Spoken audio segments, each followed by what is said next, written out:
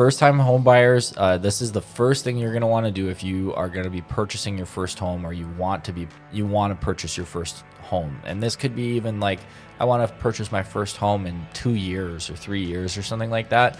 There's items on this list, especially the first items, that you can get started on right now that you should do. It's, even if you don't end up buying a home, this is going to be beneficial for you. So,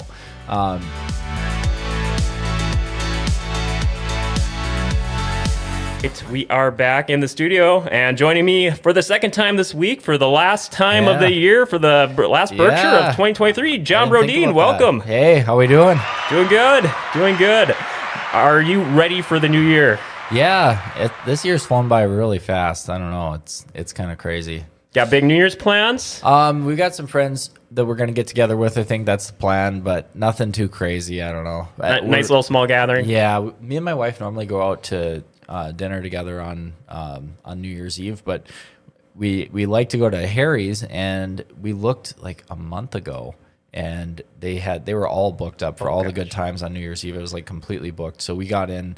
We're going on Friday instead. There you go. But that'll be kind of like our New Year's Eve dinner. That'll be the official one. Yeah. Wait, that's the place to do it at. I know. I love that place. Oh gosh. So yeah. I know you love it there. I know, just like we're talking on Wednesday about home buyer myths, and now you got first steps for home time buyers. Yep. First time home buyers. This is the first thing you're going to want to do if you are going to be purchasing your first home, or you want to purchase your first home. And this could be even like, I want to purchase my first home in 2 years or 3 years or something like that.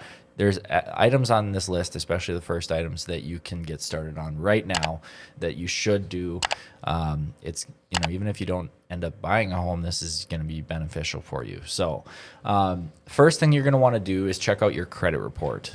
You can use one of the free credit report apps.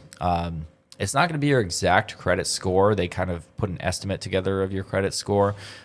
Your main thing you're looking for is if there's some negative marks on there. First off, make sure that you recognize everything on there, and then you can work on it. On those sites, they usually give you some tips on how you can improve your credit score. So if your credit score is not where it needs to be, I think I didn't look this up ahead of time, but I'm pretty sure the absolute minimum for most loan types is like 580. There are some exceptions to that if you put way more money down or something, or you have a whole bunch of assets. But check your credit score, make sure you recognize everything on your report, and then work on getting that score up if it's below where it needs to be. Is there a certain go-to credit report website or app that you recommend people the most, or is there a variety out there? I know there's probably a variety. What I use is Credit Karma. I mean, it's free. It's a nice app, and I've probably been checking my credit score every now and then on there for, I don't know, 10 years or something like that. So that's a good one. It's a good place to start because you don't have to pay for it or anything. And then number two, the next step that you should take once you've already figured out what your credit score is roughly, and you're maybe working on getting it better, or you're working on maintaining it and keeping it stable, or whatever you're doing, you definitely want to set up a budget if you don't already. So that's just taking inventory of the different categories that you spend money on every month. Make sure you compare it to your income that you're bringing in. Make sure that there's a little left over to save, because you're going to need to save some money up for your down payment and closing costs. So what I do and what I suggest people do is, once you do your budget and you figure out how much money you can save each month, I would set that up as an automatic payment into some sort of a savings account separate from your spending accounts, and that's your house fund basically.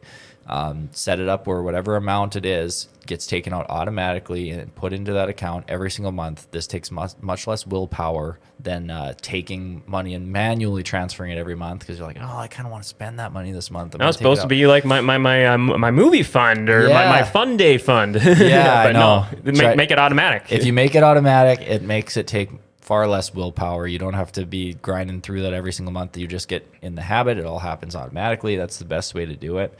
Now, if you do your budget and you realize that maybe you're spending more money than you're making each month on average, or you have no money to save, that's when you're gonna have to make some tweaks. If in some extreme cases, it might mean that you would decide to move into a little bit cheaper apartment. If you're spending too much on your housing, move into a little bit cheaper apartments so that you can afford to save up for your house. Because if that's your end goal, you want to find a way to get there. It could mean, the drastic things are going to be housing and transportation. If you maybe first decide you want to work towards paying off your car and you're going to drive that thing forever, work towards paying off your car. If you got a little bit left on it and you have high monthly payments, and then you'll be able to save more money per month. If you're driving like a brand new, crazy expensive car and you're not super high income, maybe it's time to switch it out, get a used car or something like that. Find ways to make your life more affordable to work towards that end goal of buying a home.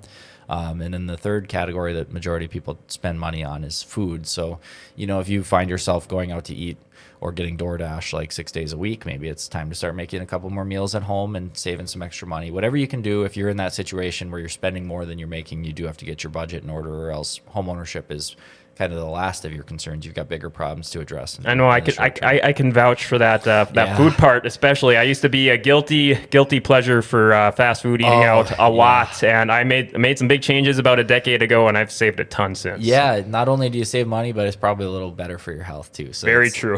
Not a bad change to make. Still have fun with friends and whatnot. You don't have to have a fun, free life, but rather than getting DoorDash on every single weeknight, it's not a bad idea to make yourself some food and whatever. But if you're already set up in a position where your current lifestyle, you're able to save money each month, then you don't have to worry about cutting out any fun stuff. So next step. So now that you've set up a plan, you're beginning to save money, your credit score is good.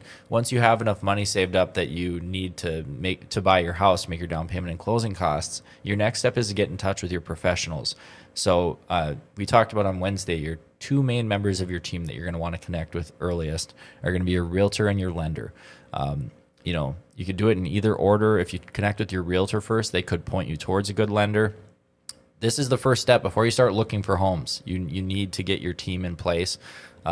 It's not a good idea to begin looking for a home without getting your pre-approval first. And hopefully we've gotten any unexpected issues out of the way by getting the credit score and getting the savings already set up and done. But if you do run into some sort of an issue where you need to find a way to qualify for a more than what you currently qualify for, your lender can set you on the right path to help you with that. So that's why it's really important to get in touch with them early as well. Your realtor is also going to be able to help kind of explain the process, explain what to expect, educate you on the whole process so you know what you're doing going into it. It's going to make it much less stressful. Start developing that relationship, and then you can have them working for you the whole time because they're getting paid the same regardless, whether you talk to them a week before you buy a house or whether you talk to them 6 months and you're working with them for 6 months before you buy a house. It sounds so beneficial. So you just don't go in blind. Don't go up to that house that's for sale. I'm just going to go up and knock. Yeah, exactly. It could save you from making a lot of time wasting or money wasting mistakes. So once you've got your team set up, you're pre-approved, you've got your realtor, then you're going to need your lender is going to help with this, but now you're going to determine your price range, and then you can talk to your realtor and see what to expect in your price range. You're going to start figuring out what neighborhoods you'd like to be in, what neighborhoods you don't like to be in. That's something you don't want to overlook because how much your home goes up in value largely depends on your neighborhood. So make sure you make the right choice for a neighborhood is from an investment standpoint on what's going to go up in value, and then also just from your lifestyle standpoint, what's important to you, what do you like in a neighborhood, what don't you like in a neighborhood. So then you're going to start working on, your criteria. That's all kind of a part of this step is kind of beginning your home search, but you want to do it in an organized way. It's not just going on Zillow and being like, oh, that house is pretty, I like that one, let's buy it. You're going to say, okay, I need this many bedrooms, I need this many bathrooms, I prefer roughly this many square feet. Your realtor is going to help you understand what's realistic within your price range as well.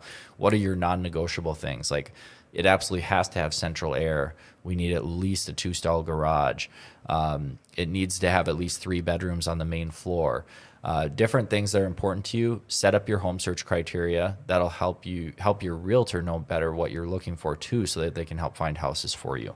Then you're more. Go ahead. I'm sorry. I was going to say, it just sounds like the more specific you are with your requests, your criteria, the better you'll get what you're looking for, and then just rattling off just 1 or 2 things. Yeah, 100%. And one exercise that I'll do with people is I'll send them all of let's say they're looking for homes between $250 and $275. I'll send them all of the homes that have sold in the past 6 months between $250 and $275, and I ask them to tell me which of those homes they would have bought for what it sold for. This also tells me a ton about what's important to them, what they're really looking for, because sometimes the criteria that they list to me actually doesn't line up with what they pick out. So then we maybe go back and discuss a little further and really make sure I understand their priorities, because listening to them isn't quite enough. You have to ask the right questions and do the right things to make sure that you fully understand what's important to them so you can find them their dream home, you know? And once you've got all this in place, now you're in that fun home shopping stage. But those first 2 steps, especially, anybody can do at any time. You know, even if you're not saving up for a home, it's not a bad idea to do a budget, and maybe you've got some other thing you want to save up for vacation. You know, take the same model. It's always good. The earlier you can start monitoring your credit report and working on it, that's something that like they should, I don't know, maybe they do, but something that should be taught in high school, because you can get a credit card when you're 18. You can ruin your credit when you're 18 if you wanted to. You don't want to get yourself a hole to dig yourself out of. So the younger that you can begin monitoring that and working on making it better, the better off you're going to be in life. Like, you know, you go to buy a car, get a car loan, you're going to be better off. You're just going to, everything's going to work out much better for you, and you're going to be setting a better foundation for your financial life. I was actually just thinking of that analogy, the foundation, getting but in actual metaphorical terms, where you're getting those learning experiences. Yes, 100%. So first 2 steps in preparation: check your credit report, do a budget, start saving money. Then the big leap is kind of getting in touch with your professionals. That's when you're actually ready to start shopping for a house, and you know, and then we talked about what's after that. So those are the steps that a first-time home buyer is going to want to take if that's a goal of theirs in their near future. Wow, there you go. All the steps for all your first-time home buyers, all the steps to go through. John Brodin, thank you so much for going through all these. How does it feel to be the final Berkshire rep here for the final Berkshire Hathaway podcast of 2023? That's pretty sweet. I think that's pretty sweet. I just can't believe the year is almost over already. How many of these do you think you got under your belt? Oh my gosh, I wouldn't be surprised if we've done what. I'll guess, and then I want to hear what your guess is. Do you think? I'd say maybe 200 episodes. 200. Wow. Well, I guess you've been doing these since, I want to say like mid to late 2020 or so. Was that it? Okay, yeah. I think you started. I don't remember when you got into the rotation. It was probably before I got here. Maybe like 150. I don't know. It's a lot though. Yeah. So we do 2 every 3 weeks. Mm-hmm. Yeah, I'd have to do the math on that. Maybe we tell the viewers. I'm going to guess. I'm going to guess about 100. I'm just going to say a very specific number. 155. 155. All right. We'll have to look it up here afterwards. Yeah, we will. You can put a comment so the viewers can see who was closest to us. Yes, I'll put it in the show notes. I'll put it in the show notes for here. All right, perfect. John Brodin, what is the best way for people to reach out and contact you? My phone number is 701-213-5428. And if you want to check me out on social media, I am on TikTok. I'm on Facebook, Instagram, YouTube, posting content all the time for Grand Forks homeowners, buyers and sellers out there, for everybody. So check me out. All right, there you go. That's how you can reach out and contact John Brodin. Thank you, everyone, for tuning into the Friday edition of the Berkshire Hathaway podcast. We wish you all a safe and happy new year. And until 2024, we will be seeing you then. Travel safe out there with these crazy roads this week. It's been crazy. Have a safe and happy new year. And we will see you all next week for the Berkshire Hathaway podcast.